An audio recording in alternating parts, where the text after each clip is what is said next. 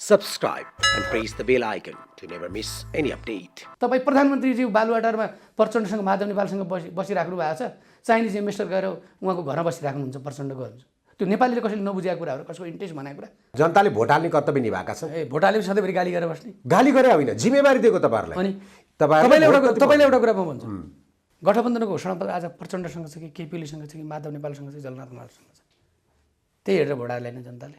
म कुनै पनि राजनीतिक पार्टीमा आस्था नराखे पनि मलाई पनि अलिक चित्त बुझेन। के चित्त बुझेन होला, म वास्तविकता त्यही होला। हाम्रो देश मागेरै चलाउनु पर्ने। हाम्रो पार्टीको महामन्त्रीले त्यो कुरालाई अपट ढङ्गले व्याख्या गरियो। सुरुमा जति उहाँ एमसिसीको बारेमा क्वाइट हुनुहुन्थ्यो, जब एमसिसी पास गर्ने नजिक हुँदा उहाँ शेरबहादुर देउवाज्यूको फ्रन्ट लाइनमा उहाँ बस्दिनु भएको छ। होइन, सुरुमा 1-1.5 वर्ष अगाडि हामीले एमसिसीको फ्रन्ट लाइनमा बसेर हामीले काम गऱ्यौँ, सडकमा पनि संसदमा पनि। प्रचण्डजीले अस्ति भन्नुहुन्छ सबैजना चाहिँ माओवादीको एजेन्डामा आइसकेँ, यत्रो वर्ष लाग्यो मलाई काङ्ग्रेस एमाले सबलाई माओवादीको एजेन्डामा ल्याउन। त्यही भएर उहाँको पार्टी एकदमै पार्टीको आकार बढ्दै गएको छ नि त। तपाईँले भित्री रूपमा उहाँहरूसँग अब चुनावमा पनि गठबन्धनमै जाने भनेर गरिसक्नु भएको हो? छैन, गर्दा पनि गरिँदैन। कठोर भएर भनौँ, कठोर भएर नभनौँ, म तपाईँकै साथीहरूलाई सही फरक तरिकाले निर्ममपूर्वक हत्या गर्नेहरूसँग अहिले सत्ताको लागि त फेरि घाँटी जोडेर बस्नु भएको छ। म भन्दैछु सत्ता ठुलो रहेछ नि साथीभाइ, अथवा क्रान्ति अथवा आन्दोलन सहितको रहेनछ भन्ने जनताले बुझेको कुरा गरेँ है मैले। होइन, तपाईँसँग गहिराइमा कुरा गर्दा एक दिनको बस त्यसैमा जान्छ।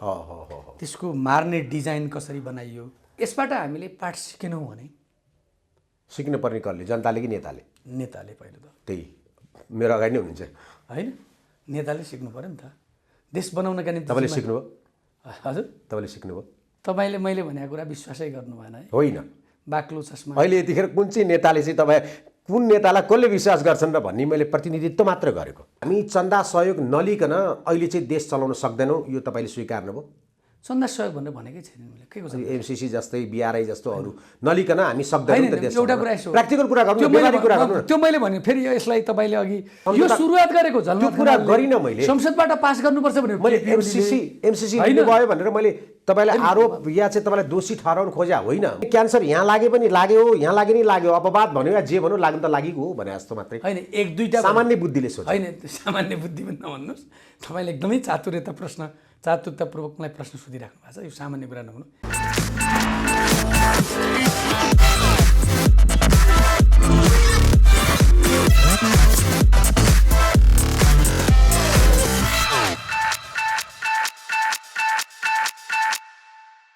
नमस्कार, म हुँ राजेन्द्र भट्ट अनि यो हो क्यानाडा नेपाल। विषय सन्दर्भ जे जस्तो आए पनि मुख्य जड भनेको राजनीति हो।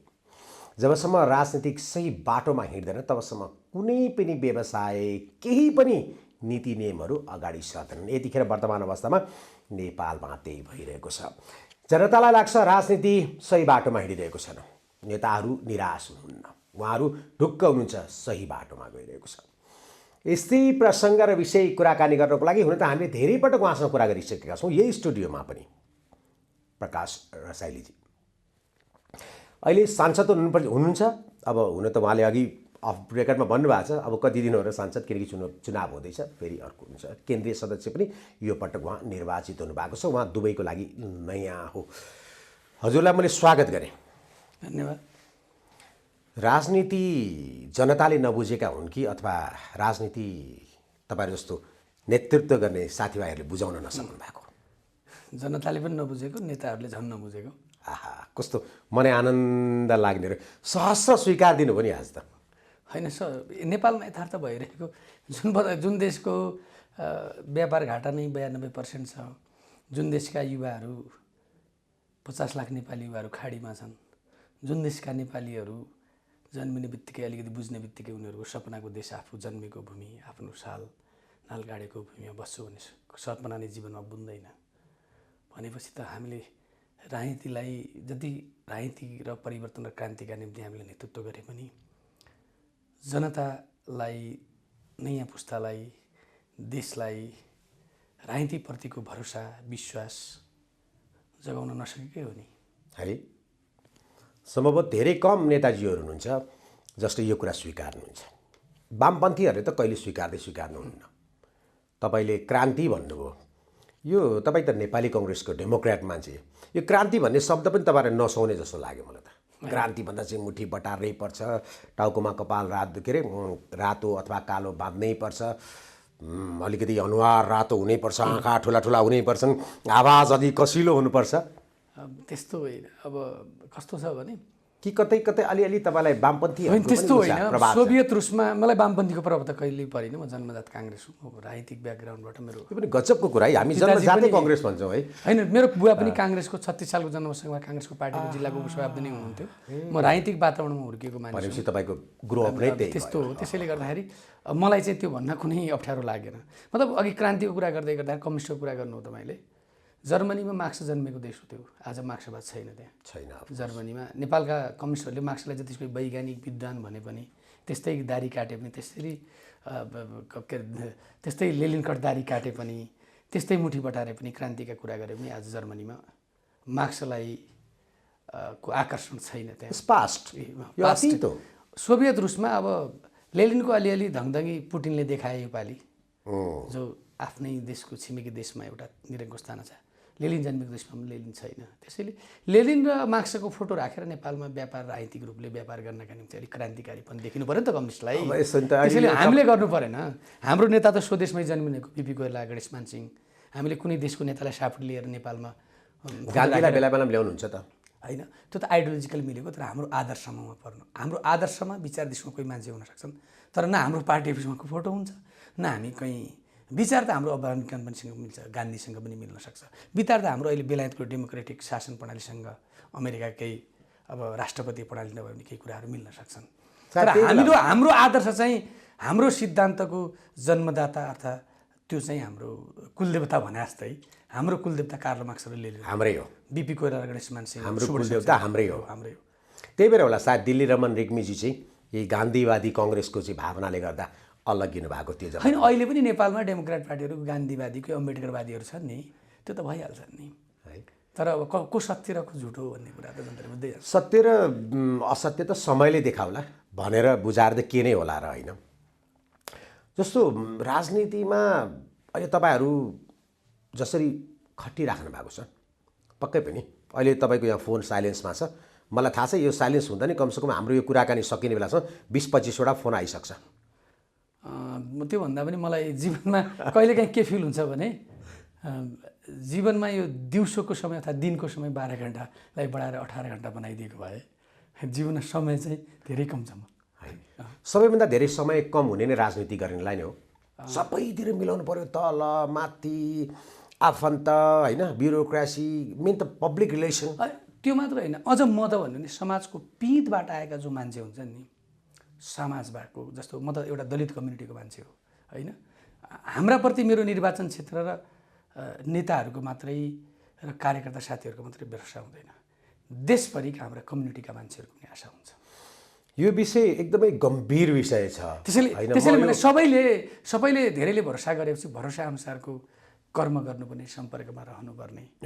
मैले होइन, तपाईँ अघि 5-7 मिनट यहाँ बसुन्जेलसम्म पनि तपाईँको फोनमा भइरहेको कुराकानीले नै मलाई लागिसकेको थियो कि तपाईँलाई अब यतिखेर अब हुन त सधैँ हो, तर अझ झन् बढी जिम्मेवारीहरू थपिँदैछ। यो राजनीति गर्नेको सायद नेचर होला।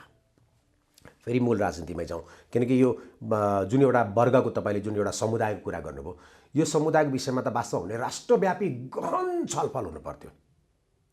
मानव बिचको यो विभेद कुनै एउटा कालखण्डमा कसैलाई कुन शङ्कालाई अथवा के हिसाबले लगायो त्यो आज पनि हामीले लागू गरिरहेछौँ, पालना गरिरहेछौँ। तर त्यो रेभुलेसन भनेको चाहिँ तपाईँहरूले मात्र गरेर हुँदैन क्या। त्यो रेभुलेसन भनेको म जस्तो पुजारीले पनि गर्नु पऱ्यो क्या, अनि मात्र रेभुलेसन हुन्छ। यसमा दुईवटा कुरा हो, क्रान्तिको डिफिनेसन, यसको फिलोसफी। क्रान्ति अलि शब्दै मलाई माफ गर्नु होला। मैले किन भने नेपाली कङ्ग्रेस पार्टीले ती 3वटा परिवर्तन र क्रान्तिको नेतृत्व गर्यो। 7 सालमा हामी एक्लै राणासँग लड्यौँ, हामीले राणाबाट देशलाई मुक्त गरायौँ। फेरि हामीमाथि नै त्यो शासन प्रणाली राजाले खोजेर पञ्चायती शासन लागू गरे।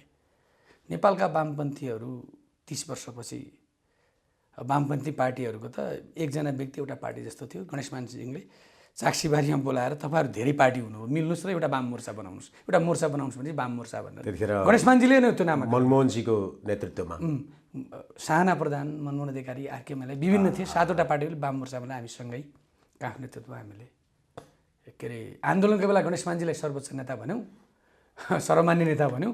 पछि आन्दोलन सकिसकेपछि त कहाँ सर्वोच्च र सर्वमान्य भने कम्तीले भने, तर नेपाली जनताको जनजन मनमनमा अहिले पनि गणेश मानजी हुनुहुन्छ। त्यो कसैले मान्ने नमान्ने एउटा कुरा हो। भगवान्लाई त सबैले, जिसस क्राइस्टलाई सबैले मान्दैनन्, आफ्नै बाउलाई त मान्दैनन्, होइन अरू कुरा। हिन्दू धर्मको ब्रह्मा विष्णु महेश्वरलाई तपाईँ र म हिन्दूले मान्छौँ, तर क्रिस्चियनहरूले त मान्दैनन्, क्राइस्ट मान्छन्। ईश्वर त निर्विवाद छैनन् भने गणेश मानजी बिपी कोइराला भनेका त हामी जस्तै मानेछौँ। त्याग, तपस्या, क्षमताले हामीले अग्रज मान्यौँ, नेता मान्यौँ, त्यो फरक कुरा हो। त्यसै गरी नेपाल त्यसपछि बौद्धले व्यवस्था स्थापना भयो, त्यसको करिब 6 वर्ष। कति वर्षको हुनुहुन्थ्यो तपाईँ बौद्धली व्यवस्था आउँदाखेरि? Quite young. त्यो 10-12-14 वर्षको। राजनीति हुन त अब घरमा होइन, बुझ्ने भइसकेको थिएँ। सदरमुकाममा घर भए हुनाले काङ्ग्रेस पार्टी, अरू पार्टीका पनि शीर्षस्थ नेताहरू बुवासँग घरमा आउने बस्ने, गफगाफ गर्ने भइरहन्थ्यो। अनि हाम्रो घर नजिकै जेल पनि थियो। काङ्ग्रेसका कुन नेता जेल गए भन्ने पनि हुन्थ्यो। मेरो गृह जिल्लामा फेरि 46 सालको जनआन्दोलनमा एउटा पनि कम्युनिस्ट नेता थिएन, जेल पनि थिएन, त्यहाँ पार्टी नै स्थापना थिएन। त्यहाँ 46 सालको 26 गते राति राजाले बहुदल घोषणा गर्नु, म त सानै थिएँ। 27 गते बिहान चाहिँ त्यहाँ कम्युनिस्टको झन्डा नै निस्केन। मतलब संयुक्त वाम मोर्चा, नेपाली काङ्ग्रेस र वाम मोर्चाको भन्ने थियो। अब मतलब जेल बसेका छुटेका नेताहरू डाक्टर सुरेश मल्ल, अर्जुनबहादुर सिंह, लोकराज जोशी, ज्योतिप्रकाश जोशीहरू, नरेशबहादुर सिंह सिनियर नेताहरू जेलबाट निस्किँदै गर्दाखेरि हामी पनि अब त्यो विचारधारा भने जेल जब त्यो बाहिर निस्किँदा हामी पनि जेलको गेटसम्म नेभी सङ्घ भन्ने भयो। अरू युवा विद्यार्थी नेताहरू पनि शमशेर बम, लक्ष्मीराज जोशीहरू, हेमन्तबहादुर सिंहहरू, बाबु सिंहहरू, धेरै नेताहरू, चेतराज जोशीहरू, युवाहरू जो अहिले पनि हुनुहुन्छ, उहाँहरू हामीभन्दा केही सिनियर नै हुनुहुन्थ्यो। उहाँहरू पनि जेलबाट छोड्दै गर्दाखेरि त्यो जुलुसमा सँगै उहाँहरूलाई लिएर अबिर यात्रा गरेर डेमोक्रेसी आयो। मतलब राजनीतिको छाप र इन्ट्रेस्ट चाहिँ, छाप चाहिँ परिवारबाट, राजनीतिको इन्ट्रेस्ट चाहिँ आफ्नै मनैबाट भयो। त्यसैले अघि मैले क्रान्तिको कुरा गर्दै गर्दा म त्यहाँ छुटेँ। क्रान्ति भन्ने शब्दलाई तपाईँहरूले परिवर्तन भन्दा कस्तो होला? होइन, परिवर्तन अलि डेमोक्रेटलाई क्रान्ति, परिवर्तन, चेन्ज, निरन्तरताको क्रमभङ्ग अहिले शब्दहरूको जस्तो गरे पनि भएन। सुरु क्रान्ति भनेको कस्तो भने क्रान्तिलाई परिवर्तन जेसुकै भने पनि नेता र जनताको अनुहार र जीवन पद्धतिमा परिवर्तन हुन्छ। शब्दले के गर्छ र भने कि शब्दको कुनै अर्थ छैन है। शब्दले के परिवर्तन गर्छ भनिहाल्नु भयो एकदम, होइन? तर कतिपय ठाउँमा तपाईँ जय नेपालै भन्नुहुन्छ, राइट? होइन, देशको जय भन्दा कसलाई के आप होइन, ठिक छ। अहिले त अब नेपालले त नेपालमा के भनिन्छ भने जय नेपाल भनेको काङ्ग्रेसको पेवा, अभिवादन कमरेड भनेको चाहिँ कम्युनिस्टको पेवा, होइन? अब यस्तो किसिमले होइन, हामीले 4 जना नेपालका शहीदहरू धर्ममुक्त माथेमा सुखराज शास्त्रीहरूलाई राणाले गोली हानेर मार्दाखेरि उनीहरूले जय नेपाल मर्दै गर्दा जय नेपाल गोली थाप्दै गर्दा भन्या भएर हामीले एक्ज्याक्टली बनायौँ। लाल सलाम भनेका संसारभरिका कम्युनिस्टहरू, सोभियत रुसबाट, चाइनाबाट। होइन, कम्युनिस्टको कुरा अब नगरौँ, खालि त्यो मात्रै भने हामीले जय नेपाल देशको जय पनि भन्यौँ। हाम्रा शहीदहरूले मर्ने बेला गोली थाप्ने बेला भनेको शब्द भएको हुनाले हामीले जय नेपाल भन्यौँ। शहीदहरूको सपना देशको नाम भएको भएर हाम्रो भावनासँग मिल्यो, हामीले त्यहीँबाट सुरुवात गऱ्यौँ। अघि मैले क्रान्तिको कुरा तपाईँले गर्दै गर्दा 46 सालको क्रान्तिपछि 4 वर्षपछि माओवादीले फेरि 46 सालको परिवर्तनपछि 7 सालपछि काङ्ग्रेसले नेतृत्व गर्यो एक्लै, 46 सालपछि वाम मोर्चा सहित काङ्ग्रेसको नेतृत्वमा, अनि त्यसको बौद्धल आएको करिब 5 वर्षपछि फेरि सशस्त्र विद्रोह माओवादीले सुरु गर्यो। अब तपाईँ आज पनि रुकुम रोल्पाको काङ्ग्रेसको पार्टी कार्यालयमा जानुभयो भने अब काङ्ग्रेस पार्टीको भित्तामा फोटो राख्ने ठाउँ नभएर कोठामा स्टोर बनाएको छ क्या मान्छे, काङ्ग्रेसका मारिएका मान्छे शहीदहरूको। त्यहाँ गएर काङ्ग्रेसको कुनै पनि अरू फरक जिल्लाको कार्यकर्ता रुकुम रोल्पामा गएर नरोएर आँखाबाट आँठु नबगाएर कोही पनि काङ्ग्रेसको नेता फर्किँदैन। म पटक गएको छु। म एकचोटि किनभने हिस्ट्रिकल ब्याकग्राउन्डमा अब यसो स्टोरबाट एउटा फोटो समात्दै गर्दा यसलाई कसरी मारियो भन्दा, के कारणले मारियो भन्दा सबैको हिस्ट्री त सामान्य भनिहाल्नुहुन्छ जिल्लाका साथीहरूले। अनि कसरी मारियो, मतलब प्रकृति हुन्छ नि मार्ने पनि, गोली हानेर मार्ने, घाँटी रेटेर मार्ने, खुट्टा हातखुट्टा काटो, फरक प्रकृतिको हुन्छ नि त। त्यो सम्झिँदै गर्दाखेरि त अब शरीर पनि जिरिङ्ग हुन्छ तर आँखाबाट आँसु आउने हो। त्यसैले म अलिकति कठोर भएर भनौँ, कठोर भएर नभनौँ, म तपाईँकै साथीहरूलाई सहित फरक तरिकाले निर्ममपूर्वक हत्या गर्नेहरूसँग अहिले सत्ताको लागि त फेरि घाँटी जोडेर बस्नु भएको छ। भन्दैछु सत्ता ठुलो रहेछ नि साथीभाइ, अथवा क्रान्ति अथवा आन्दोलन सहितको रहेनछ भन्ने जनताले बुझेको कुरा गरेँ है मैले। होइन, यसमा म आउँदैछु। अनि त्यसपछि गिरिजाप्रसाद कोइराला हरेक दिन माओवादीबाट मारिएका लासहरू काठमाडौँ हेलिकप्टरमा ल्याएर आर्यघाटमा रातो झन्डा उडाउन हरेक दिन जानुहुन्थ्यो कि। गिरिजाप्रसाद कोइरालालाई म पनि एकदिन उहाँसँग दुईटाको बाटो थियो, उहाँसँग दुईटा बाटो थियो। या त राज्य सत्ताबाट निर्मूल गर्ने विद्रोहलाई, या त विद्रोहसँग सँगै लिएर जाने भन्ने कुरा थियो। गिरिजाप्रसाद कोइराला शेरबहादुर प्रधानमन्त्री भएका बेला राज्य सत्ताले उहाँलाई सहयोग गरेन, सेनाले सहयोग गर्ने, विशेष गरी राजाले राजपरिवारबाट एउटा संस्थाले सहयोग नगरेपछि उहाँहरू सत्ताबाट बहिर्गमन हुनुभयो। सेनाले त आज पनि तपाईँहरूलाई सहयोग गर्दैन। होइन, आजको कुरा आज पनि कसलाई सहयोग गरेछ र? होइन, मैले भन्न खोजेको त्यतिखेर थियो। आज त असहयोग गर्यो भन्न भन्दिनँ, सहयोग गरेछ भन्नुपर्छ हामीले। होइन, राज्यको नीति नियम मानेपछि सेना त्यतिखेर के थियो भने जस्तो होलीको कुरा आउँछ पटक पटक होइन, सेना किन फर्क्यो त हामी यो त कतिपय कुराहरू बाहिर पनि आउँछन्, लेखकहरूले राइटरहरूले, कतिपय राजनीतिज्ञहरूले थाहा भएका कुराहरू पनि बाहिर ल्याइदिन्नन्। राजनीतिमा देखिने एउटा हुन्छ, नदेखिने धेरै हुन्छन् कुराहरू होइन।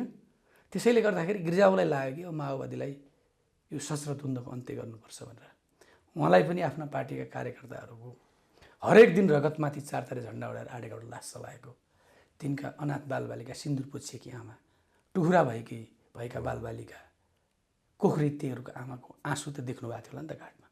उहाँले एउटा सङ्कल्प गर्नुभयो, माओवादीलाई मिलाएर लिएर जानुहोस्। अब तपाईँले भन्नुभयो गिरिजाप्रसाद कोइरालाले यी सबै अपराधहरू क्षम्य छन्, अब मिलेर जाउँ, देश बनाऊ, तपाईँहरू शान्तिपूर्ण राजनीतिमा आउनुहोस्, हामी पनि केही त्याग्छौँ, तपाईँहरू त्याग्छौँ भनेपछि अब सत्ताको कुरो त्यहाँनिर नै टुङ्गियो कि घाटमै टुङ्गियो। मतलब त्यो सोचेर शान्ति प्रक्रियामा आयौँ, संयुक्त आन्दोलन गऱ्यौँ, सशस्त्र पनि उहाँहरूले आन्दोलन हामीले अहिले पनि मैले जनयुद्ध भन्दैन नि त, मैले त जनविद्रोह भन्छु नि होइन, सशस्त्र विद्रोह भन्छौँ नि हामीले त। हामीले नेपालको संविधानमा शान्ति प्रक्रियामा जनयुद्ध भनेर स्वीकार गरेका थियौँ। इभन संविधानमा उहाँले जनयुद्ध राख्नको लागि निकै ठुलो हामीले त्यो मान्दैनौँ, कसरत गर्नुभयो। किनभने राज्यसँगको युद्ध भएको भएदेखि, सेना र प्रहरी मात्रैसँग लडेको भएदेखि त्यसलाई जनयुद्ध भन्न सकिन्थ्यो कि कसैका पार्टीका कार्यकर्ताको गर्दनबाट राजनीतिक यात्रा प्रारम्भ सबैभन्दा बढी त डेमोक्रेटकै भयो। त्यहाँ पनि पन्छीहरू धेरै मारिए। त्यसको अझै तपाईँसँग गहिराइमा कुरा गर्दा एक दिनको बस त्यसैमा जान्छ। त्यसको मार्ने डिजाइन कसरी बनाइयो, जस्तो मतलब रुकुम रोल्पामा अरू जिल्ला पनि छन् जोसँग 400-500 भोटहरू छन् काङ्ग्रेसका नेताहरू, ऊ तर निष्कलङ्क छवि छ जनताका बिचमा। तर ऊ त्यसरी माउरीको एउटा रानो हुन्छ नि, पहिला आफ्ना प्रतिद्वन्दी र प्रतिस्पर्धीलाई सिकाउनका निम्ति रानोलाई खत्तम गरेछ, तिनीहरू त सिट बिटिन्छन्, आफ्नो ठाउँमा जान्छ। युद्ध नीति हुँदो रहेछ क्या त्यो। अहिले मैले आफूले रुसले माथि गरिरहेको पनि यही हो।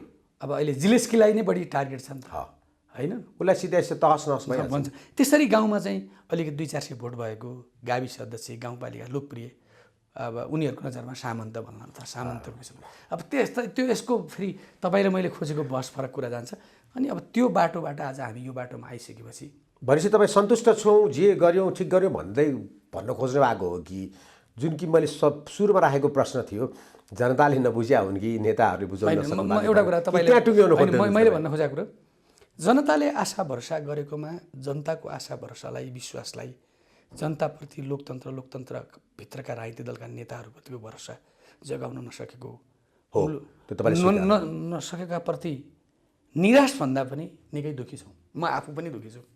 तर अब हामी केमा सफल भयौँ भने विशेष गरी नेपाली काङ्ग्रेस र नेपालको सबैभन्दा पुरानो पार्टी र सबै परिवर्तन क्रान्तिमा नेतृत्व दिएका हामी राजनीतिक परिवर्तन र क्रान्तिका निम्ति नेपाली काङ्ग्रेसले गरेका सबै परिवर्तन क्रान्तिहरू सफल भए। तर क्रान्ति सफल गरे पनि जनताको जो समृद्धिको चाहना छ, जनताको जो विश्वास लिएर हामीले जनतालाई क्रान्तिमा, परिवर्तनमा, आन्दोलनमा हुम्यौँ, त्यो विश्वास चाहिँ गुम्दै गएको अवस्था, त्यसले हामीलाई निकै निराश बनाएको छ। अनि त्यो त सर्वत्र सबैले जगजाहेर भइसक्यो।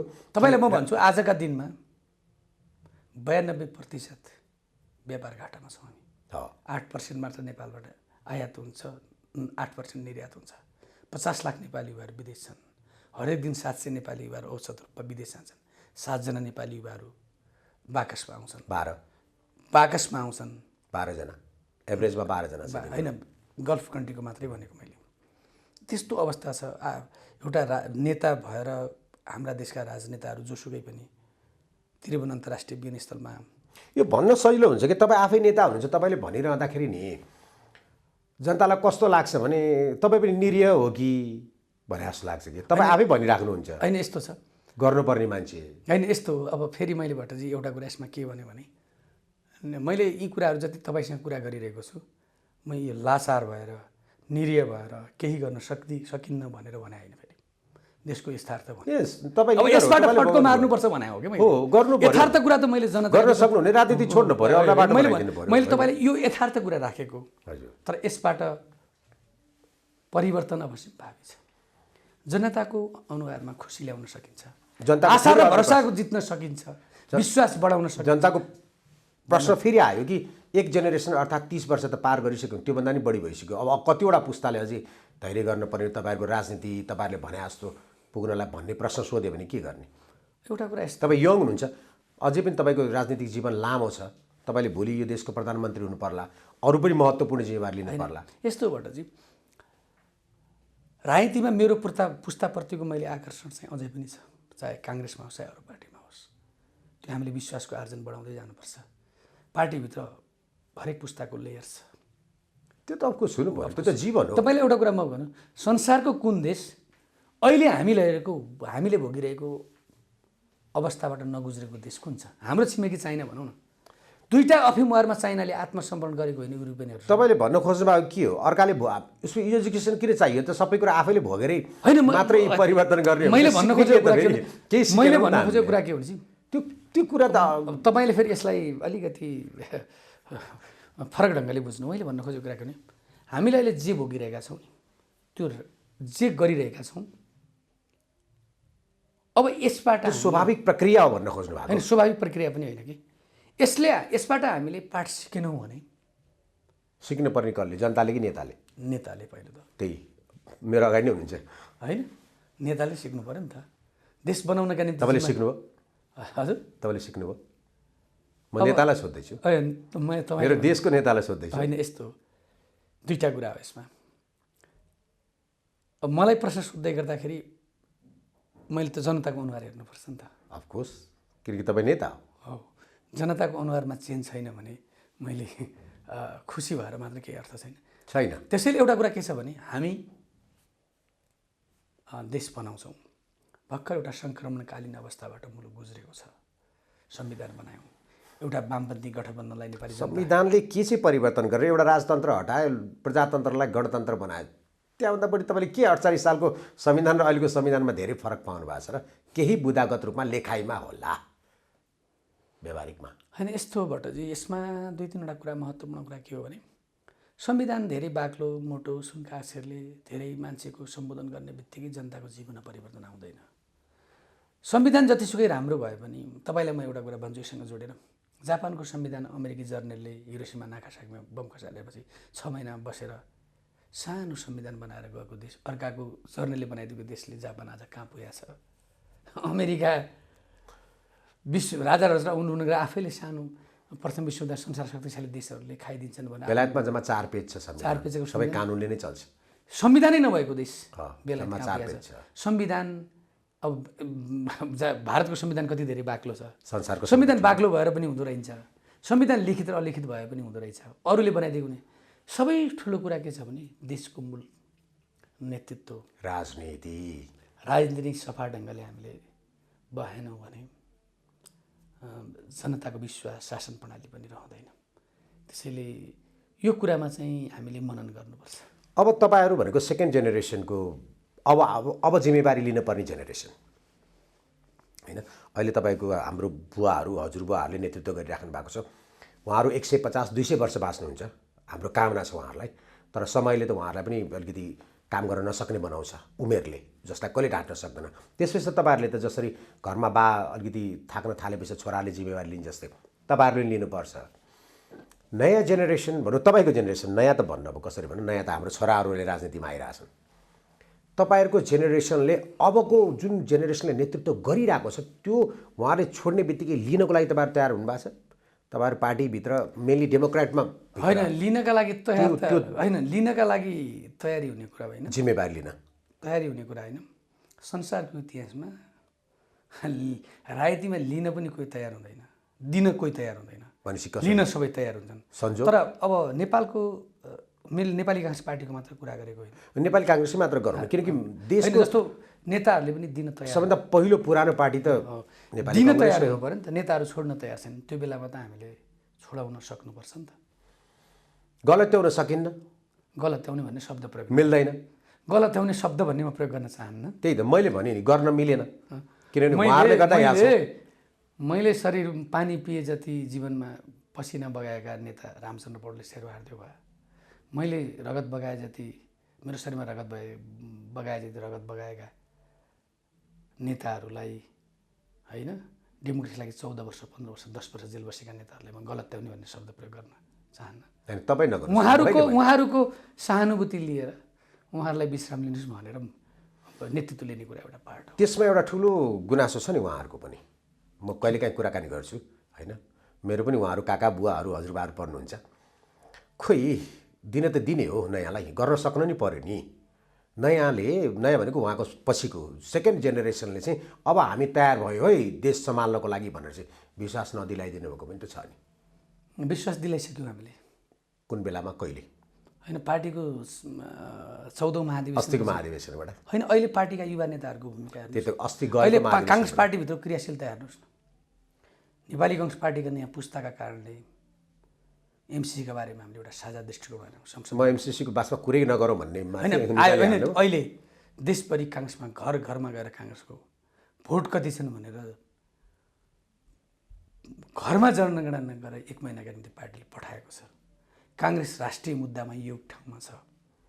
नेताहरूले पार्टी चलाउने कुरामा चाहिँ निर्णयमा आफूले गरे पनि नेताहरूलाई पूर्ण जिम्मेवारी दिएका छन् युवा पुस्ताका नेताहरूलाई, महामन्त्री सहमहामन्त्री उपसभापतिहरूलाई। त्यो जिम्मेवारी होइन, सभापति हुँदैन र प्रधानमन्त्री हुँदैन। यही नै तपाईँहरूले उहाँलाई दिलाएको विश्वास भयो होइन। अब यसपछि पनि महाधिवेशन अब हामी काँध फेर्नको लागि हाम्रो काँध बलियो भइसक्यो। अनुभव बिल्वे पनि नेताहरूले पनि आफ्नो अनुभवबाट हामीले परिपक्व बनाउँदै हुनुहुन्छ। हाम्रो पुस्ताका नेतालाई हामी पनि परिपक्व भएर जान्छौँ। अब 15औं महाधिवेशन त 4 वर्षपछि कति नै समय। तपाईँ, गगनजी, विश्वप्रकाशजी, हाम्रो प्रदीपजी, तपाईँहरूको जेनेरेसन यही होइन? यही जेनेरेसन हो। अब तपाईँहरूले पुरै देशलाई सम्हाल्ने कहिले त, कति वर्ष? तपाईँ राजनीतिक हिसाबले भनिदिनु न। होइन, अब यो एकदमै बाहुनले चिनाएर जस्तो त भन्दैनौँ, भन्न सक्दैन। बाहुले चिनाहेरेको पनि काम हुन्छ। मैले यही स्टुडियोमा तपाईँको स्टुडियोमा तपाईँको फरक व्यक्तिसँग बहस गर्दै गर्दा, मेरो पूर्व सहकर्मीसँग मैले बहस गर्दा काङ्ग्रेस पार्टीको 14औं महाधिवेशनमा 80% युवाहरू हुन्छन् हो। र त्यो नेपाली काङ्ग्रेसको जुन गाडीमा हुन्छ, त्यो गाडीको मूल नेतृत्व नेपाली काङ्ग्रेसको सभापति हामीभन्दा अग्रज पुस्ता भयो भने त्यो गाडीका सबै 80% यात्रीहरू हाम्रो पुस्ताका हुन्छन्। त्यो गाडीको चालकलाई समेत पनि कुन बाटो लिएर जाने भन्ने ट्राफिकको काम पनि हामीले नै गर्छौँ। गुड कन्फिडेन्ट भनेर मैले भनेको थिएँ। आज नेपाली काङ्ग्रेस पार्टी है त्यही मुद्दामा त्यही बाटोमा हिँडिरहेको छ। त्यति मात्र होइन, एमसिसीको रस्साकसी चलिरहेका बेला 2 दिन अगाडि मैले भनेको थिएँ गठबन्धन पनि तुड्दैन, निर्वाचन पनि 2टा निर्वाचन तुरेको समय हुन्छ र एमसिसी पनि पास हुन्छ भनेको थिएँ। तपाईँले एमसिसी पास नभएको 2 दिन अगाडिका मेरो इन्टरभ्यूहरू तपाईँले हेर्न पाउनु भने खोज्न पाउनुहुन्छ। त्यसैले एउटा कुरा के छ भने हाम्रो पुस्तामा हामी देश पनि बनाउँछौँ। हाम्रा अग्रजहरूले शासन प्रणालीका निम्ति लडे। बिपी कोइरालाको जीवन गणेशमान सिंहको जेलभित्रै गयो जीवन। धेरैको रामचन्द्र पौडेलहरू शेरबहादुर नेपालको राजनीतिमा धेरै मानिसहरू गए होइन। त्यसपछिका नेताहरू पनि हाम्रो पुस्ताका नेताहरू पनि हाम्रो अग्रज पुस्ताका नेताहरू जेलमै बसे। उहाँहरूले शासन प्रणाली अब एउटा बनाएर दिएर जानुभएको छ, एउटा क्रान्ति मार्फत बनाएर दिएर जानुभएको छ। अब यो शासन प्रणालीभित्र बसेर समृद्ध नेपाल बनाउने अथवा नेपालीको चाहना पुरा गर्ने होइन, गाउँ टोल यो समृद्ध नेपाल भन्दाखेरि मलाई वामपन्थीलाई बढी सुहाएको जस्तो लाग्छ कि म अजीबको स्वभाव भएको छु। अझ तपाईँलाई देखेर म अजीब भएँ, किनभने तपाईँ अब मेरै जेनेरेसनको हुनुहुन्छ होइन। हाम्रो बाआमाहरूले धेरै दुःख गर्नुभयो, हजुरबाहरूले धेरै कुरा त्याग्नुभयो। उहाँहरूको त्यागको मूल्य हामीले कहिले पनि तिर्न सक्दैनौँ। उहाँहरूले त्याग्दा हामी सहजमा छौँ। हिजो गणेशमानजी, बिपीजीहरूले आन्दोलन नगर्नु भएको भए, राजनीतिलाई अगाडि नबढाउनु भए, ज्यान दाउमा नलगाउनु भए आज तपाईँ सांसद पनि हुनुहुन्न थियो, आज तपाईँ केन्द्रीय सदस्य पनि हुनुहुन्थ्यो, तपाईँको त्यो छातीमा टाँसिएको ब्याज पनि हुनुहुन्थ्यो हो होइन। अब त्यसमा त उहाँहरूको त्याग बलिदान। म त्यही कुरा गर्न आएको। अब एमसिसीको म कुरा खासमा आज नगरौँ, यो धेरै भइसक्यो भन्न खोजेको थिएँ। एमसिसीको बहस गर्ने बेलामा संसदमा जुन गगन थापाजीले भन्नुभयो, तपाईँ पनि त्यही हुनुहुन्थ्यो, मागौँ बिआरआईसँग पनि मागौँ, उसँग नि मागौँ, उसलाई देखौँ, यति मागौँ, उसलाई यति ट्रोल भएको छ। म कुनै पनि राजनीतिक पार्टीमा आस्था नराखे पनि मलाई पनि अलिक चित्त बुझेन। के चित्त बुझेन होला, म वास्तविकता त्यही होला, हाम्रो देश मागेरै चलाउनु पर्ने। हाम्रो पार्टीको महामन्त्रीले त्यो कुरालाई अपा ढङ्गले व्याख्या गरियो। मैले के भन्नुभयो भने यो अमेरिकाको अनुदान, उहाँ मेरो क्षेत्रको सांसद पनि हुनुहुन्छ फेरि। तपाईँको क्षेत्रको सांसद भने देशकै नेता हो नि उहाँ त, अफकोर्स हाम्रो पुस्ताको देशको नेता हो नि, होइन। अब एउटा कुरा के छ भने उहाँले अमेरिकाले यो अनुदान दिँदैछ, होइन। यो त अमेरिका र हाम्रो कुरा हो। बिचमा हाम्रो छिमेकी ठुलो देश पनि विवादमा पर्यो, चाइना पनि यसको विषयमा। उहाँले के भन्नु पर्यो, सहयोग लिनु कुरामा अमेरिकाले दिएको सहयोग कसलाई रिस लागेको छ भने चाइनाले पनि सहयोग दियोस्, भारतले पनि सहयोग गरोस्। अनि उहाँले त्यसरी खासले के व्याख्या तपाईँहरू जान्नुहुन्छ बोल्न, नेता त्यही भएर तपाईँ नेताजी हुनुहुन्छ, म होइन, जनताहरू सबै राजनीति गर्न होइन। नेपालको उहाँले फेरि फरक प्रसङ्ग उहाँले के भन्नु भने नेपालको प्रसङ्गमा उहाँले कसैको पनि नाम लिनु भएन। होइन, त्यहाँ भन्नुभएको छ जाउँ चाइना जाउँ, बिआरआईलाई भनौँ, इन्डिया जाउँ, यसलाई भनौँ, बेलायत जाउँ, लिउँ, त्यो उहाँको मात्रै कुरा गरेन। उहाँले संसदमा के छ भने सुरुमा जति उहाँ एमसिसीको बारेमा क्वाइट हुनुहुन्थ्यो, जब एमसिसी पास गर्ने नजिक नजिक नजिक हुँदा उहाँ शेरबहादुर देउबाज्यूको फ्रन्ट लाइनमा उहाँ बस्दिनु भएको छ। होइन, सुरुमा 1-1.5 वर्ष अगाडि हामीले एमसिसीको फ्रन्ट लाइनमा बसेर हामीले काम गऱ्यौँ, सडकमा पनि, संसदमा पनि र मिडियामा पनि।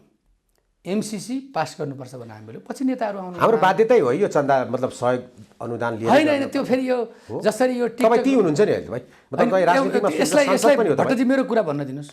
यसलाई जसरी मिडियाका मान्छेहरू केही वामपन्थी साथीहरूले टिकटक बनाएर बनाए नि, मैले देशलाई माग्नुपर्छ र मगन्ती बनाउनुपर्छ भन्ने दृष्टिले भनेकै होइन कि। कसै एउटा कुरा के हामीले जसले सहयोग गर्दा पनि अनुदान सहयोग गर्दाखेरि हामी एउटा देश सबैको लिने भन्ने कुरामा आएको होइन।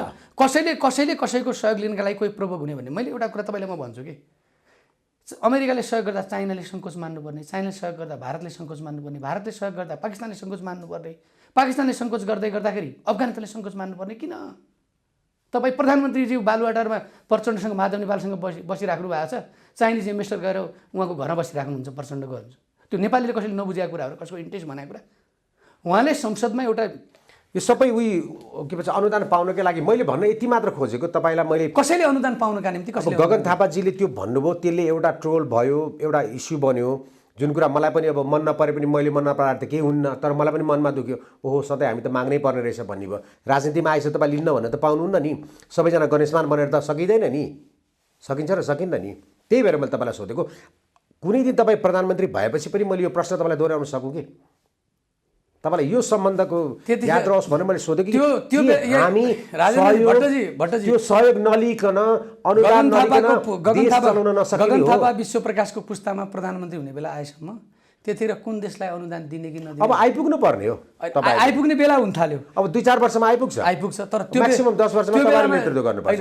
त्यो बेलामा तपाईँले कुन देशलाई अनुदान दिने कि नदिने भन्ने बस, लिने कि नलिने भन्ने होइन, त्यो 10 वर्षमा हामी दिने कि नदिने भन्ने बस गर्छौँ। म पनि कामना गर्छु, मेरो जति इष्टदेव हुनुहुन्छ सबलाई मेरो पुकार छ, उहाँले भन्नुभएको पुगोस्। त्यतिखेर कति लिने होइन कति दिने भन्ने कुरा चाहिँ हाम्रो संसदमा बहस गर्न पाइन्छ। त्यतिखेर म पनि बाक्लो चस्मा लाएर टेलिभिजनमा एकदम घुरेर कानमा पनि नसुन्ने रेडियो राख्नु पर्ला, त्यो उमेरसम्म त होइन, राखेर भए पनि म राम्रोसँग सुन्छु, यो कुरालाई म सम्झिरहेको छु। तपाईँले मैले भनेको कुरा विश्वासै गर्नु भएन है? होइन, बाक्लो चस्मा अहिले यतिखेर कुन चाहिँ नेताले चाहिँ तपाईँ कुन नेतालाई कसले विश्वास गर्छन् र भन्ने मैले प्रतिनिधित्व मात्र गरेको। तपाईँलाई भन्नु, नेपालमा कुन वर्ग कुन समुदायका मान्छेलाई नेपाली जनताले विश्वास गर्छ? न्यायालयमाथि न्यायाधीशहरूमाथि विश्वास छ? कसैसँग छैन। वकिलहरूमाथि कसले गर्दा भयो? तपाईँहरूले गर्दा भएको होइन, राजनीतिले गर्दा भएको, तपाईँहरूको नेताले गर्दा भएको। यो जिम्मा तपाईँको, न्यायालय सुधार्ने काम तपाईँको हो, त्यही भएर तपाईँलाई प्रतिनिधि बनाएर भोट दिएर संसदमा पठाएको। किनकि देशको सबैभन्दा ठुलो सर्वशक्तिमान संस्था भनेको संसद हो, त्यही भएर हामीले हाम्रो प्रतिनिधिलाई भोट दिएर पठाएको। तपाईँहरू सम्हाल्न नसक्ने अनि को प्रति विश्वास तपाईँले अमला उठाउने, जनतालाई चाहिँ भएको पीडामा तपाईँ जवाबदेही हुन सक्नुहुन्न भने रङ हो पनि माफ गर्नु। अदालत सुधार्न फेरि महाभियोग तपाईँको काम हो, हाम्रो काम हो, हामीले महादेव अदालत सुधार्नका निम्ति महाभियोग। तपाईँले अहिले तपाईँ र मसँगै हिँडेर चोकमा जाउँ, एउटा ट्याक्सी ड्राइभरलाई चाहिँ कलङ्की जाउँ भने मिटर अन गर्दैन, उसले 500 रुपियाँ दिनुहुन्छ भन्छ कि तपाईँको वडा अध्यक्षले सिफारिस पैसा नदिकन दिँदैन ल। हो, त्यसैले एउटा कुरा के छ भने जनप्रतिनिधिले कुरा गरे किन ऊ बिचारा ट्याक्सी ड्राइभर उसलाई त पुग्दैन मिटरको पैसा खान। नेताले र राजनीतिकले देशलाई मुलुकलाई बाटो देखाउनु पर्ने अवश्य दायित्व हो। तर दायित्व होइन, जिम्मेवारी लिनुहोस् न। होइन, पक्रिनुहोस्, म भन्दैछु दायित्व होइन, दायित्व त मेरो पनि हो, तर जिम्मेवारी होइन नि। जिम्मेवारी दायित्व जेसुकै भने पनि तपाईँ म यो गर्छु भनेर जानुभएको के उम्मेदवार पनि म गर्छु भनेर जानुभएको तपाईँ प्रतिनिधि चुनाव पनि त्यही भएर भोट दिएको राइट होइन रङ छ भने भन्छु म भन्दैछु त्यो दायित्व र मूल जिम्मेवारी हाम्रो नै हो। तर कुनै पनि देश बन्नका निम्ति समय चाहिन्छ, समय पनि चाहिन्छ। त्यो देशका हरेक क्षेत्रका नागरिकहरू, तपाईँहरू सरकारी स्कुल मास्टरले तलब खान्छ, विद्यार्थी पढाउँदैन कि त्यो नपढाएको कुरा पनि आम जनताले मास्टरलाई नै गाली गर्छ, नेतालाई नै गाली गर्छ। म तपाईँलाई जनता दाल रोटी भातको व्यवस्था गरोस् कि बच्चा पढाओस् कि बुढा भएका सधैँ तपाईँहरूको एजेन्डामा चाहिँ सानो सानोदेखि ठुल्ठुलो कुरासम्म यो भएन ऊ भएन सधैँ सडकमा आओस् प्रभु सक्छन् त्यही प्रतिनिधि बनाएको। मैले भन्न खोजेको कुरा के अरे सबैले आफ्नो कर्तव्य निर्वाह गरिदिनुपर्छ। जनताले भोट हाल्ने कर्तव्य निभाएका छन्। भोट हाले सधैँभरि गाली गरेर बस्ने, गाली गरे होइन, जिम्मेवारी दिएको तपाईँहरूलाई। अनि तपाईँले एउटा कुरा म भन्छु, शिक्षकले आफ्नो पढाउने कर्तव्यले पुरा गर्नु पर्यो कि परेन? त्यो मेरो म भन्छु। तपाईँलाई गुनासो गरेपछि तपाईँले त्यसलाई चाहिँ तपाईँको अधिकार छ नि।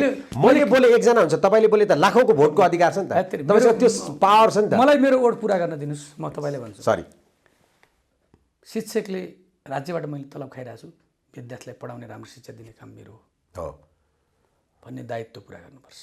हो, मजदुर तबसम्म मजदुर हुन्छ जब उसले श्रम गरेर खाइन्छ। लुटेर खाने मान्छे मजदुर हुन्न कि।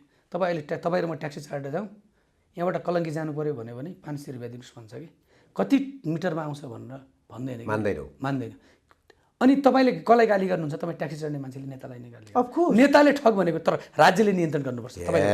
म तपाईँलाई अर्को भन्छु, न्यायाधीशले न्याय दिने मान्छेलाई न्याय दिएन, अन्याय गर्यो भने अथवा कुनै प्रलोभन पऱ्यो भने राज्य नै दोषी हुन्छ। तपाईँ दोषी हो, सबै हो होइन? राज्य भनेको हो, राज्य कसले चलाउँछ? राजनीतिज्ञ नेताजीहरूले, हामीले चुनेर पठाएको जनप्रतिनिधिहरूले चलाउँछ।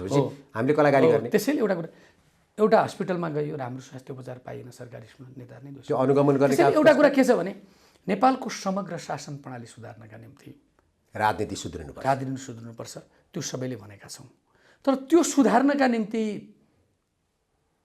राज्यका सबै नागरिकहरूले आफ्नो दायित्व पनि पुरा गर्नुपर्छ। तपाईँले राज्यको नागरिकहरूले चाहिँ आफ्नो दायित्व पुरा नगरेको भन्न खोज्नु भएको होइन? मैले भन्न खोजेको कुरा के भने तपाईँलाई म एउटा कुरा भन्छु, 74 सालको निर्वाचनको कुरा गर्छु। म वर्तमानै छ नि, यति धेरै गर्न कुरा 74 मात्रै कुरा गर्छु कि नेपालका वामपन्थीहरूले एउटा घोषणापत्र बनाए, सारा कम्युनिस्टहरू मिले, मधेसवादी दलहरू पनि मिले, राप्रपा पनि मिले, काङ्ग्रेसलाई एक्लै बनाए, गठबन्धनको घोषणा बनाए, 2/3 त राजनीति हो। भन्नु न, म भन्दैछु, बनाए सरकारले। आज त्यो घोषणापत्र हामी देशलाई पानी जहाज ल्याउँछौँ, घर घरमा बिजुली के अरे पानी जहाज त आएको छ त, नचल्नु अलगको कुरा। एक महिना एक प्रधानमन्त्री संसद हुनु, 1 वर्षपछि बालुवाटारमा टिकट काट्न आउनु होइन? काउन्टर त छ क्या अरे, टिकट मात्र बिक्री हुँदैन। काउन्टर त पानी जहाज नभएपछि रेल नभएपछि कहाँबाट टिकट बिक्री हुन्छ? रेल छ नि, चल्दैन पो त। त्यसैले एउटा कुरा के छ भने आज जनताले मतदान गर्ने बेला त्यो विवेक प्रयोग गरेको भए आज त्यो पार्टीको संयुक्त घोषणापत्र जहाँ पानी जहाज ल्याउँछ, मैले तपाईँको कुरो बुझेँ, दोषी आखिर त्यही निरीह जनता होइन? जनता भनेको होइन, मैले भन्नुहोस् न, उनीहरूले विवेक पुर्याएनन्, सही ठाउँमा भोट दिएनन्, डेमोक्रेटलाई मात्र बहुमत दिनु पर्थ्यो, तिमीले छ्यालब्याल गरेर सबैतिर भोट हाल्थ्यौ, भोग आफा त्यही हो होइन? भोग मात्र मैले भने, विकल्प त अद्यावधिक निर्वाचन त आउँदैछ नि, हो विवेक त जनताले प्रयोग गर्नु पऱ्यो नि त। आज त्यो गठबन्धनको घोषणापत्र ती पार्टीहरू कहाँ छन्? कतिवटा पार्टी बने, 2/3 दिएका पार्टीहरू, त्यो त प्रजातन्त्र मेरो कुरा सुन्दै भन्छ त्यसलाई होइन? अनि अर्को कुरा म भन्छु कि त्यो त भोलि म पार्टी खोलेर आफ्नो चुनावमा आउन सक्छु नि, घोषणापत्र जारी गर्न सक्छु। तपाईँले गठबन्धनको घोषणापत्र पार्टी फुटाउँछु भनेर गठबन्धनको घोषणा, आज त्यो घोषणापत्रमै लेखा छन् त। तपाईँलाई एउटा कुरा म भन्छु, गठबन्धनको घोषणापत्र आज प्रचण्डसँग छ कि केपी ओलीसँग छ कि माधव नेपालसँग छ कि जलनाथ मालसँग छ, त्यही हेरेर भोट हाल्दैन जनताले। कोसँग छ घोषणापत्र? हो, म त्यो कुरामा तपाईँप्रति सहमत छु। त्यो विद्रोह, त्यो जनताले स्थायित्व समृद्धिको नाममा उहाँहरूलाई एकपटक कम्युनिस्टलाई भोट दिनुपर्छ हेर्छु भनेर काङ्ग्रेसलाई धेरै पटक दिइसक्यो, केही भएन अनि के गर्नु त? जनता पनि बिचरा काङ्ग्रेस विकल्प त खोज्नु पर्यो नि हजुर। काङ्ग्रेसले जब काङ्ग्रेसले 2 पटक बहुमत सुन्नुहोस् मेरो कुरा, काङ्ग्रेसले जब गर्न खोज्छन्, त्यो पनि एक माना होइन सरकार बनाउने, काङ्ग्रेसले जब गर्न खोज्छन् अनि नेपालका कम्युनिस्टहरूले बन्दुक बोकिहाल्छन्। कसको कमजोरी? जनताको, तपाईँहरूको। तपाईँले चित्त बुझाउनु भएन, त्यही भएर उहाँहरू बन्दुक बोक्नेको पछाडि लाग्नुभयो भने त्यस्तो त्यो जनताले भने, त्यसो भने विद्रोहको। तपाईँलाई एउटा कुरा भनौँ, 48 सालमा हामीले नेपालका केही वामपन्थीहरूलाई, मेरो फरक बुझाइ छ है, फेरि नेपालमा 70 वर्ष राजा फाल्न मात्र होइन कि नेपालका कम्युनिस्टहरूको लोकतान्त्रिकरण गर्न पनि हाम्रो समय खेर गएको छ कि समय गएको छ। 36 सालमा निर्दललाई हाल्ने मतदान गर्ने कम्युनिस्टहरूलाई 46 सालमा हामीले ब्यालेटमा ल्यायौँ कि 52 सालमा विद्रोह गर्ने बन्दुक बोकेर बन्दुकका नालबाटै राज्य सत्ता प्राप्ति हुन्छ र अन्त्य हुन्छ भन्ने कम्युनिस्टलाई 64 पछि हामीले ब्यालेटमा ल्यायौँ कि। त्यो एउटा प्रगति तपाईँहरूको लगन भनौँ अथवा तपाईँहरू सबै क्रेडिट आफै लिन चाहे पनि लिनुहोस्। त्यो क्रेडिट जनताले के दिन्छन् तपाईँहरू म त्यहाँ कुरामा त गरिरहेको छु, निर्णायक त भरे जनतै हुनुहुन्छ होइन। 2-3टा कुरामा चाहिँ हामी क्लियर भयो। जनताले स्वविवेक पुर्याएनन्, मत छरपष्ट भयो, जसले गर्दा यो भोग्नु पर्यो। अब भोग होइन, अब चुनाव आउँदैछ भने भोग्नु होइन, अब विचार गर। तपाईँले भन्नु पुनर्विचार गर्नुपर्छ, अब सचेत हो होइन। तपाईँ आजको यो कुराकानीमा एउटा कुरा, हामी चन्दा सहयोग नलिकन अहिले चाहिँ देश चलाउन सक्दैनौँ, यो तपाईँले स्वीकार्नुभयो। चन्दा सहयोग भनेर भनेकै छैन मैले, के को एमसिसी जस्तै बिआरआई जस्तो अरू नलिकन हामी सक्दैनौँ त देश। एउटा कुरा यसो प्र्याक्टिकल कुरा गर्नु, व्यवहारिक कुरा गर्नु। त्यो मैले भने फेरि यसलाई तपाईँले अघि त्यो देशको अवस्थालाई हेर्नु न, देशको आर्थिक अवस्था एउटा कुरा के अहिले हामी कसरी अनुदान नलिकन बाध्य यो अनुदान लिसमा सम्झौता भइसकेको पास गर्ने विषयमा चाहिँ अनुदान लिइसकेको विषयमा चाहिँ ठिक छ, हामीले लिनुपर्छ भन्यौँ त्यति लियो। ठिक छ, किन अनुदान नलिएको थियो र, कहिले नल्याएको थियो र? सधैँ अनुदान त लिइरहेको थियो। तर मैले भन्न खोजेको अब दिने कुरामा बहस गरौँ 10 वर्षभित्र भन्ने। 10 वर्षपछि तपाईँले अघि भनिसक्नु भएको छ, यो रेकर्ड पनि रहिरहन्छ। म 10 वर्षपछि बुढै भए पनि म तपाईँलाई सोध्न आउँछु। बरु 1 महिना तपाईँको चाहिँ बालवाटारको तपाईँ त्यहाँ प्रधानमन्त्री भएर बसिरहँदा पनि म कुरेरै बसेर भने तपाईँसँग प्रधानमन्त्री हुँला नहुँला राजनीतिमै रहन्छ। होइन, राजनीति भनेको फेरि पन्छिने कोसिस नगर्नुहोस् के। तपाईँ जेबा लिन्छु भनेर आइसक्नु भयो अगाडि। राजनीतिमै रहन्छु, जनताको सेवा नै गर्छु, नेपाली काङ्ग्रेस पार्टी। आवश्यकता पर्यो भने तपाईँ यो देशको पिउन पनि बन्नुपर्छ, आवश्यकता पर्यो भने तपाईँ यो देशको प्रधानमन्त्री पनि बन्नुपर्छ। किनकि तपाईँले त्यो आफै सङ्कल्प गरे हो क्या, आम जनताले त्यो सङ्कल्प गरे छैन नि। त्यसले गर्दा तपाईँ त्यहाँबाट भाग्न पाउनुहुन्न। त्यो भने म तपाईँको अब धेरै समय लिन्न। अनुदान नलिकन अहिले तत्कालीन रूपमा देशलाई चलाउन सक्ने अवस्था छैन। अर्थतन्त्र कतिको बुझ्नु भएको छ? होइन, म त्यो कुरा एउटा कुरा मैले के भने अनुदान नलिकन देशलाई चलाउन सक्दिनँ भन्ने कुरामा पनि प्रश्न उत्तर हुन सक्छ, मतलब जिज्ञासा पुरा हुन सक्छ। दिएको अनुदान चाहिँ सम्झौता भइसकेको कुरा लिने कुरा यो सुरुवात गरेको त्यो कुरा गरिनँ मैले। संसदबाट पास गर्नुपर्छ भने मैले एमसिसी लिनु भयो भनेर मैले तपाईँलाई आरोप या चाहिँ तपाईँलाई दोषी ठहराउन खोजा होइन। मैले भन्न खोजेको के भने यति अनुदान लिँदाखेरि हाम्रो यति धेरै विवाद भयो, सडकमा भयो। तपाईँकै चाहिँ घाँटी जोडेका गठबन्धनका साथीहरू सत्तामा पनि हुनुहुन्छ, सडकमा पनि ल्याउनु भयो, त्यत्रा मान्छे ढले, हामी पनि ढल्यौँ, हाम्रो मान्छेले पनि, हाम्रो मेरो पूर्व सहकर्मीको जिउमा चाहिँ यत्रो ठुलो टेर ग्यास लाग्यो। त्यो अलगको कुरा हो। मैले भन्न खोजेको कुरा किन लिनौ, अब नलिकन चल्छ कि चल्दैन? यदि नलिकन पनि देश चलाउन सकिन्छ भने त्यसमा बहस गर्ने कि तपाईँ त्यही भित्र हुनुहुन्छ, कतिको बुझ्नु भएको छ भनेर मैले बुझ्न चाहेको। चन्दा नलिने बित्तिकै हाम्रो अर्थतन्त्र डामाडोल हुन्छ या केही फरक पर्दैन? त्यो पनि हुँदैन। मैले भन्न खोजेको मात्र सर्टकटमा भन्नु होइन। एउटा कुरा यस्तो छ, अब हामीले चाहिँ देशमा उद्योग धन्दा कल कारखाना नेपालका होइन सिद्ध्याउनु होइन 8% निर्यात गर्ने देशसँग 92%। फेरि मैले धेरै कुरा गरेँ भने फेरि कुराहरूको लम्बिन्छ होइन। नत्र भने डेमोक्रेटको नाममा जोडिएका धेरै कल कारखानाहरू बन्द भएका आरोपहरू छन्। बाँसबारी छाला जुत्ता कारखानामा अहिले ठिकै छ, त्यतिखेर जुत्ता सिलाइन्थ्यो, अहिले मुटु सिलाइन्छ, राम्रै भएको। तर त्यसलाई अन्त लाग्न सकिन्थ्यो। जनकपुर चोरो कारखाना कहाँ छ? हेटौडा उद्योग क्षेत्र कहाँ छ? हेटौडा सिमेन्ट कहाँ छ? हिमाल सिमेन्ट कहाँ छ? छन्। त्यो प्रश्न आज नगरौँ, नत्र लम्बिन्छ। तपाईँ आज धेरै यी प्रश्नहरूको धेरै जवाब छ मसँग। हो, मलाई थाहा छ। त्यही भएर यो अहिले कुरा नगरौँ। तपाईँले त्यो काङ्ग्रेसलाई जसरी आरोप लगाइनु भएको होइन, मैले लगाएको सालपछि कतिवटा युनिभर्सिटी नेपालमा कतिवटा युनिभर्सिटी कसले बनाएको? 46 सालमा कतिवटा मेगावाट बिजुली थियो, आज कतिवटा मेगावाट बिजुली? त्यो त 46 सालमा एउटा जिल्लामा कतिवटा होइन। सडक काङ्ग्रेसले गरेको चाहिँ यो व्यावहारिक विकास हुँदै गएको भनेर भन्ने, अनि काङ्ग्रेसले बिगारेको चाहिँ काङ्ग्रेसले मात्रै बिगारेको भन्ने। तपाईँलाई काङ्ग्रेसको भनिनँ मैले, राजनीतिले बिगारेको भनेको। म स्कुल पढ्दाखेरि 8वटा के अरे हाई स्कुल पनि थिएन मेरो जिल्लामा। आज 50वटा बढी उच्च माध्यमिक शिक्षा। म काठमाडौँमै जन्मेको, मलाई पनि 1 घन्टा लाग्छ हाई स्कुल जानु। नेपालमा कतिवटा नेपालमा तपाईँ स्कुल पढ्दाखेरि नेपालमा कतिवटा बैंक थिए? यसरी यो विषयमा यसमा अब तपाईँ एकदमै कतिवटा हस्पिटल थिए प्राइभेटाइजेसनमा लिनु पर्लेको? बैंक सुन्नु, बैंक आउनु यो कुनै राजनीतिक पार्टीको उपचार होइन। इन्सुरेन्स, अस्पताल, बैंक, स्कुल, बाटो, पुल, खानेपानी, बिजुली भनेको यो निड हो। तपाईँहरूले चाहे पनि नचाहे पनि यसको विकास रोक्न सक्नुहुन्न। तपाईँहरूले त्यसो भने राजनीतिक पार्टीले काङ्ग्रेसलाई कुरा गरे होइन, मैले कुनै पनि राजनीतिक पार्टीले रोकेर चाहेर सक्दैन। तपाईँको एकदमै पूर्वाग्रही प्रश्न हो। होइन, सरकारले नगरेर कसले गर्यो त? यस, सरकारमा को पुग्छ भन्ने मात्र कुरा हो कि, तर राजनीतिक पार्टीले रोक्ने कुरा आएन नि त। मैले भन्न खोजेको सक्छ रोक्न विकास सक्दैन नि। अनि जुन उद्योगहरूमा हिजो पञ्चायतका सारा दरबारका तपाईँहरूलाई आरोप लागेको भने मैले सुन्नु न, आरोप लागेको मात्र उद्योगमा कुरा पञ्चायतका दरबारका मान्छेहरूले जागिर खाएर राज्यको ट्याक्स उठाएर जागिर खाने त्यस्ता संस्थानहरूलाई राज्यले एउटा पैसा अनुदान दिनुपर्ने, हरेक वर्ष अनुदान दिनुपर्ने। तपाईँले भन्नु आरएनसी अहिले प्राइभेटमा गएको आरएनसी कति हुन्थ्यो? सरकारले पैसा तिरेर जानु परेछ। बुद्ध एयर फाइदामा, यति एयरलाइन्स फाइदामा, आर्यघाटामा हो, त्यो सरकारले अनुदान दिएर बस्नु परेछ। हिजो तपाईँले भन्नुभयो नि कागज कारखाना के बाँसबारी जुत्ता कारखाना, सरकारले कति पैसा अनुदान दिएर त्यहाँ आन्दोलन गरेका कर्मचारीहरूको लिक्विडेसन पैसा तिरेर विघटन गर्दाखेरि पैसा तिरेर त्यहाँबाट छुटकारा पाएको। आज पनि हामीले पालिरहनु पर्थ्यो। यो कुरा चाहिँ तपाईँहरू किन क्लियरली भन्नुहुन्न त? अनि जुन तपाईँले आज गोल्ड स्टार जुत्ता कस्तो राम्रो बनाएको छ। या अफकोर्स मलाई पनि मनपर्छ, मैले लाउँछु हो। अनि बाँसबारी छाता जुत्ता, त्यो जुत्ता उद्योग कम्पनी स्थापना गर्ने अवस्था कसले बनाएको? आज सिमेन्ट उद्योगहरू नेपालमा कति बनाएका छन्? आत्मनिर्भर हुँदैछौँ। डन्डी उद्योगमा हामी आत्मनिर्भर हुँदैछौँ। मैले खालि के भनेको, काङ्ग्रेसको 3टा दृष्टिकोण हो, कृषि, पर्यटन र ऊर्जा हो।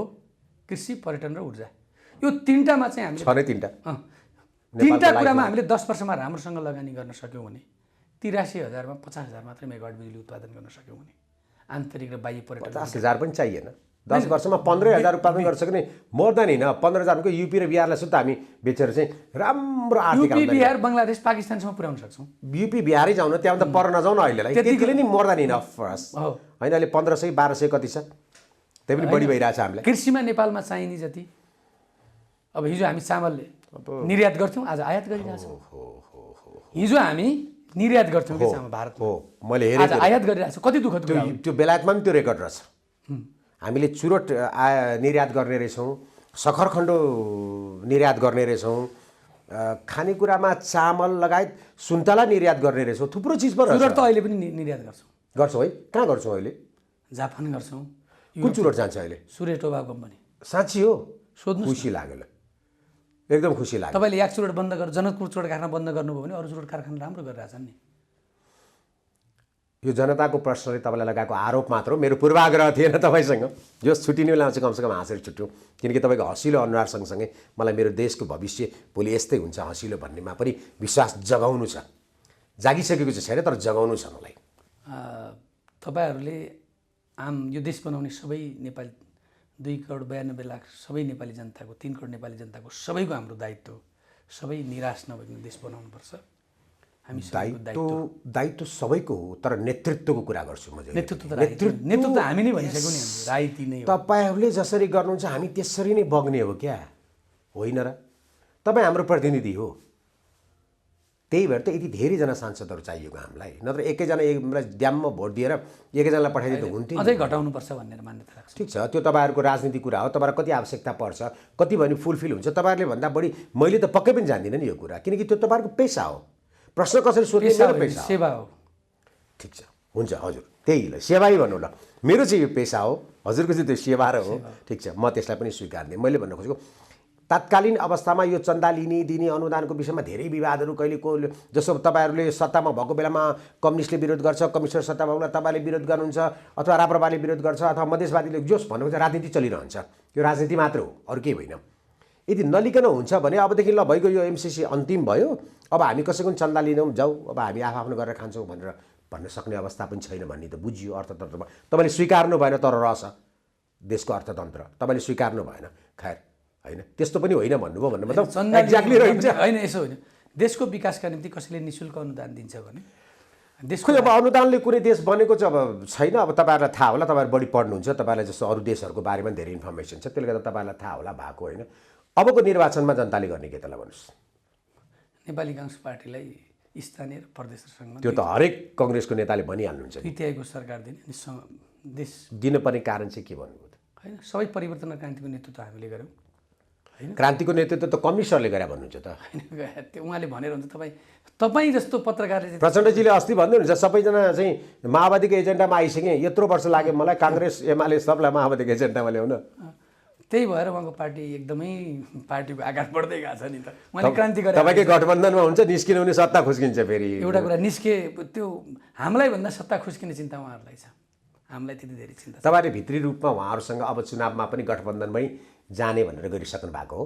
छैन, गर्दा पनि गरिँदैन। मलाई बिहान मात्र एकजनाले खबर सोध्नु भएको होइन, त्यो त तपाईँहरूको एनालाइसिस, अब तपाईँहरूको आफ्नो के अरे आफ्नो व्यक्तिगत एनालाइसिस सूचना होला नि। हामी तपाईँसम्म पुग्नको लागि नि, तपाईँसँग हामी पुग्न सक्छौँ भनेर हामी चाहिँ जनताको माध्यम, मतलब जो तपाईँसँग सिधा पुग्न सक्नुहुन्न उहाँको माध्यम बनेर आएको हो कि हामी चाहिँ। हामीलाई पठाउनुहुन्छ अनि हामी तपाईँहरूलाई भन्छौँ होइन, यो के हो हजुर, लौ न भनेर। गठबन्धन हुने कुनै सम्भावना नै छैन।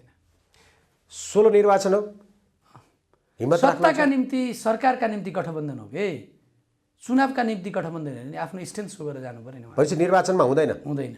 गगनजीले यही भन्नुभएको छ, गठबन्धन किन विश्वप्रकाशजीले नि यही भन्नुभएको छ। होइन, उहाँहरू के अरे कार्ल मार्क्स, लेनिन, माओ सेतुङलाई नेता मान्नुहुन्छ। अतीतलाई छोडो, हाम्रो सिद्धान्त, विचार, दृष्टिकोण, आइडियोलोजी नै फरक छ नि। होइन, हामी ओलीसँग गर्नुभएको छ नि कतिपय ठाउँमा त, जस्तो क्षेत्रगत पार्टीगत होइन, नभए। एक दुईवटा निर्वाचन क्षेत्रमा अपवादका रूपमा हुने फरक कुरा त्यही हो। त समस्या के छ भने नि, क्यान्सर यहाँ लागे पनि लाग्यो, यहाँ लागे नि लाग्यो, अपवाद भन्यो या जे भन्यो लाग्नु त लागेको हो भने जस्तो मात्रै। होइन, एक दुईवटा सामान्य बुद्धिले सोच। होइन, त्यो सामान्य बुद्धि पनि नभन्नुहोस्। तपाईँले एकदमै चातुर्यतापूर्वक मलाई प्रश्न सोधिराख्नु भएको छ। यो सामान्य कुरा नभन्नु। एक दुईवटा निर्वाचन क्षेत्रमा कहीँ कतै त्यस्तो साह्रो गाह्रो अप्ठ्यारो भने जस्तै मिलाओ भन्ने कुरा हो। तर 165 क्षेत्रमा तँलाई यति प्रतिशत, उसलाई यति प्रतिशत, त्यो एमाले हिजो माओवादीले बाँडे जस्तो कसैले पार्टी नै गठन गरेर जानु, एउटै बनाएर जानु हो नि चुनावमा। पछि जानु हो। त्यही भएर त मैले अघि तपाईँलाई भने नि, आज त्यो घोषणापत्र कसको हातमा छ? दुईवटा पाना एउटाको हातमा छ, दुईवटा पाना एउटाको हातमा छ। त्यही भएर त अधुरो भयो। होइन, त्यसैले जस यसपटकको निर्वाचनमा तपाईँको गोल भनाइ चाहिँ के हो भने, अब हुने निर्वाचनमा नेपाली कङ्ग्रेसलाई बहुमत दिनुहोस्, किनकि अब हामी जस्तो यो जेनेरेसन पनि अहिले शक्तिमा आइसक्यौँ, नेतृत्वमा आइसक्यौँ। हामीले नेपाली जनतालाई, तपाईँहरूले संविधान हाम्रो नेतृत्वमा सुशील जारी गर्नुभयो, तर देशको विकास र समृद्धिका निम्ति अहिले कम्युनिस्टहरूलाई बहुमत दिनुभयो, एकपटक हेर्नुपर्छ भनेर उहाँहरूले गठबन्धन बनाउनु हो। बहुमत दिनु उत्साहका पूर्वक नेपाली जनताले बहुमत दिलाउनु हो। आज त्यो गठबन्धन कहाँ छ, के छ, घोषणापत्र कोसित छोड्दैनौ भन्ने कुरा, त्यो उहाँहरूको सक्यो। कुरा। तर अब चाहिँ त्यसको विकल्पका रूपमा फेरि अब संविधानको नेतृत्व पनि हामीले गऱ्यौँ, अब समृद्धिको नेतृत्व पनि हामी गर्छौँ। हामी विकल्पका रूपमा आएका छौँ। उहाँले जनतालाई दिएका बाचा पुरा गर्न सक्नु भएन, अब हामी पुरा गर्छौँ भनेर आएका छौँ। हामी पुरा गर्छौँ, हामीलाई दिनुहोस्। जवाफ नदिनु होला, यस र नोमा मात्र भनिदिनु होला। तपाईँले 2 चोटि बहुमत पाइसक्नुभयो एकमना सरकारको, करिब 11 चोटि सरकार बनाइसक्नुभयो हो। उहाँहरूले एकपटक मात्र बहुमत पाउनु भएको, सत्तामा 6-7 चोटि पुग्नुभयो हो। जम्मा 6-7 चोटि होइन, सत्ता नेतृत्वको कुरा गरेँ मैले। मनमोहनजी पहिलोचोटि प्रधानमन्त्री हुनुभयो हो, त्यसपछि एकैचोटि आएर को प्रधानमन्त्री हुनुभयो, झलनाथ खनालजी हुनुभयो, प्रचण्डजी हुनुभयो, बाबुरामजी हुनुभयो, झलनाथजी हुनुभयो, माधव नेपालजी हुनुभयो, केपी ओलीजी 2 चोटि हुनुभयो, 7 चोटि। 2 चोटि प्रचण्ड पनि प्रधानमन्त्री 8 चोटि भयो। तर अब हाम्रो शेरबहादुर दाई, सुशील दाई, अब गिरिजा बाबुको कुरा नगरौँ होइन, ठिक छ। मैले भन्न खोजेको भने धेरैभन्दा धेरै समय त कङ्ग्रेसलाई नै जनताले विश्वास गरेको छन् नि हजुर भन्न खोजेँ मैले। क्या तपाईँले त्यो भन्न खोजेर मलाई अर्कैतिर मोड्न खोज्नु भयो। 15 सालमा हामीले बहुमत ल्यायौँ हो, 17 साल फागुन 1 गते कसले डिस्टर्ब गर्यो होइन, ठिक छ हो। अनि 48 सालमा हामीले बहुमत ल्याउनु भयो। 52 साल फागुन 1 गतेदेखि संविधानका विरुद्ध बन्दुक कसले बोक्यो? मध्यावधि पनि त तपाईँहरूले गर्नुभयो नि, गिरिजा बाबु प्रधानमन्त्री। एउटा कुरा के थियो भने त्यो संविधानले दिएको व्यवस्था थियो, गिरिजाहरूले प्रयोग गर्नु हो। त्यसले जनताले हामीलाई पनिस पनि गरे, दोस्रो पार्टी त्यसपछि दोस्रो बनाइदिए होइन। तर त्यसपछि फेरि तपाईँहरूले बहुमत ल्याउनु। बहुमत ल्यायौँ। माओवादीको सशस्त्र जनविद्रोह झन् बढी आक्रामक ढङ्गले अगाडि बढ्यो होइन। मतलब त्यसपछि त हामीले यो द्वन्द्वलाई धान्न नै सरकारलाई एकदमै गाह्रो। जस त्यतिखेर तपाईँहरूले पाउनुभएको बहुमतमा चाहिँ सबैजना अननोन थियौँ, राज्य सत्तासँग, राज्य संयन्त्रसँग, ब्युरोक्रेसीदेखि लिएर फाइनेन्सका धेरै कुराहरूले गर्दा केही कमी कमजोरी भएका होलान् र अहिले धेरै अनुभव गरिसक्यौँ र हामी जस्तो भर्खर त्यतिखेर राजनीति सुरु गरेका व्यक्तिहरू अहिले नेतृत्व गर्ने ठाउँमा आइसक्यौँ भन्नु। शासन प्रणालीको स्थायित्वका निम्ति कहीँ कतैबाट खतरा छैन। हिजो ब्युरोक्रेसीमा पनि प्रब्लम छैन। तपाईँको 47 सालको संविधानमा राजा हुनुहुन्थ्यो। राजा के थियो भने प्रधानमन्त्री शक्तिशाली भन्दा राजा कुनामा कहीँ न कहीँ त्यो शासन प्रणालीका निम्ति कुरेर बस्ने कहाँ कमी कमजोरी हुन्छ फेरि ल्याउँला। त्यो त यसो तपाईँ यदि यो राजाको विषयमा बहस गर्न चाहनुहुन्छ भने तपाईँलाई पनि हामी निम्ता गरौँला र राजा पक्षकोलाई निम्ता गरौँला। अझ राजाको अनुहार हेर्न नचाहनेहरूलाई पनि, नामै सुन्न नचाहनेहरूलाई पनि बोलाउँला। त्यसपछि हामी बहस गरौँला। यतिखेर तपाईँको आज मैले चाहिँ तपाईँहरूको 2टा कुरा मैले एकदम जान्न चाहेको थिएँ। एउटा चाहिँ चन्दा नलिकन देशलाई अनुदान माफ पाउँ हजुर, अनुदान नलिकन अहिले अर्थतन्त्रलाई धान्न सकिँदैन। दोस्रो, अबको निर्वाचनमा तपाईँको आन्तरिक रूपमा चाहिँ गठबन्धन भइसकेको हो भन्ने थियो भने अबको निर्वाचनमा तपाईँहरू जस्तो तपाईँको जेनेरेसन चाहिँ कति धेरै चाहिँ संसदमा पुग्छन् भन्ने थियो। हाम्रो नेपाली कङ्ग्रेस पार्टीको केन्द्रीय समितिमा हामी करिब 2/3 हाराहारीमा युवाहरू छौँ।